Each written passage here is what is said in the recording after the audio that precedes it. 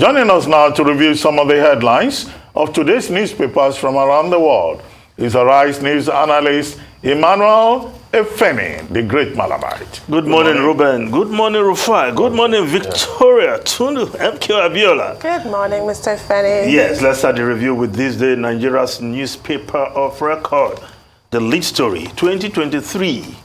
Atiku proposes $10 billion economic stimulus fund for MSMEs, unfolds blueprint, vows to privatize refineries, then utilize $1.55 billion to revitalize them, says he will propose legislation to remove electricity from exclusive list, meets Makinde, Southwest Party leaders today, promises to help PDP win Lagos. Yes, the presidential candidate of the PDP was in town yesterday. Yes, at the request of the Lagos Chamber of Commerce and Industry, where he unfolded what looks like his economic blueprint. Because of of course, short in details, as it were, I will not call it the full blueprint yet. But, of course, he made certain positions clear. $10 billion economic stimulus fund for medium and small scale business enterprises. And, of course, removing electricity from the exclusive list so that states can generate and distribute electricity within their domain, or partner with private organizations in PPP arrangements to provide electricity for their communities. But as questions are being asked, where is the money going to come from? Because, yes, it's not enough to talk about 10 billion stimulus. Where are you bringing that money from? Quite a germane question. But again, Atiku has stepped forward with his program, economic program as it were. The professional bodies stepping forward to provide platform for the candidates just before the campaigns to unfold their agenda. Yes, the lawyers invited the presidential candidates to their conference. Of course, the Guild of Editors also invited Atiku also to provide his own vision going forward if he wins the presidential election in 2023. And now the Lagos Chamber of Commerce and Industry yet to hear from the other presidential candidates. Peter Obi, who has been very quick in taking this kind of opportunity, perhaps, has not been able to make this platform. And according to the schedule, Bola Ahmed Tinubu will feature sometime in October. Yes, he did not make the conference, the lawyers' conference, which took place right behind his backyard. And his running mates attended that and, of course, acquitted himself, except that some other thing took the shine from his presentation. Now, other newspapers are reporting this story. Also, the Guardian newspaper, APC, dressing Nigeria in borrowed robes. Atiku slams Buhari's policies, vows to earmark 20 billion for Nigeria's infrastructure financing if elected. Again, where is that coming from? Presidential candidates accuse LCCI of bias over non-invitation to Pali. Yes, because we have 18 political parties and almost as many presidential candidates. Yes, why it is normal to label some as front runners, but I think every presidential candidate should be given the opportunity to sell their agenda, whether at professional bodies, forum, or in the media.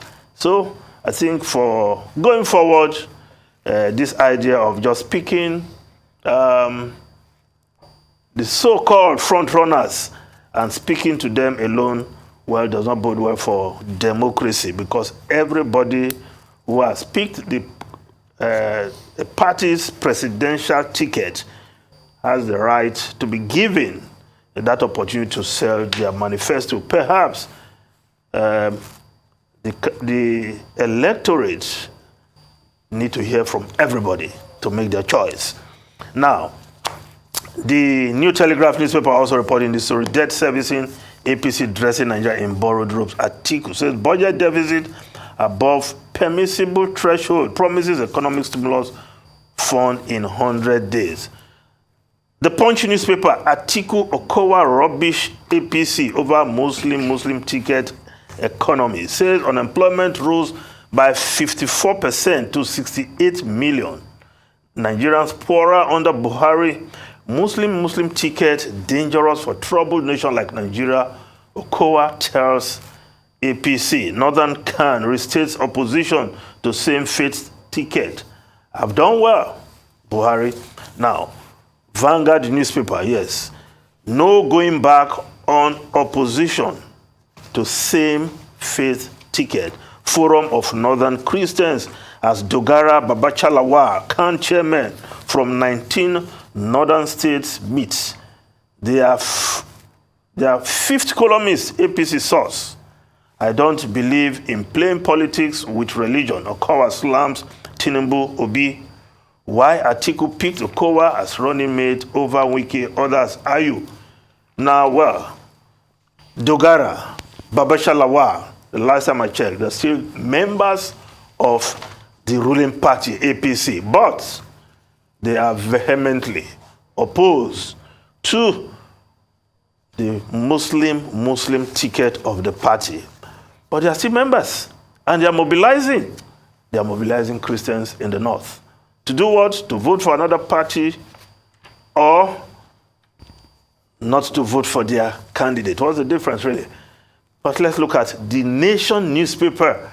Buhari, we have done well with available resources. Ohaneze restates commitment to Nigeria. Igbo leaders seek equity. Yes, President Muhammadu Buhari in Owerri yesterday to commission what, of course, Governor Hope Uzodinma tagged signature projects.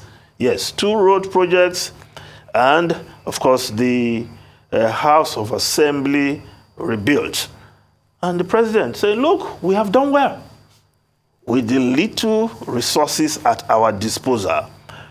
But not many will agree with the president. Perhaps he has done his best, but his best, clearly not good enough. 7 years after taking powers. And I'm sure something to reflect on over time, whether this president has done well or not. Not for him to just award himself pass mark. History will do that. Nigerians will do that also. Now, the Daily Trust newspaper: insecurity, northern governors, monarchs back state police to harvest 2,000 megawatts of solar power. Says, as you strike, hits not more, call for truce. Well, how is the ASU strike hitting the north more? We have federal universities, yes, in every state now.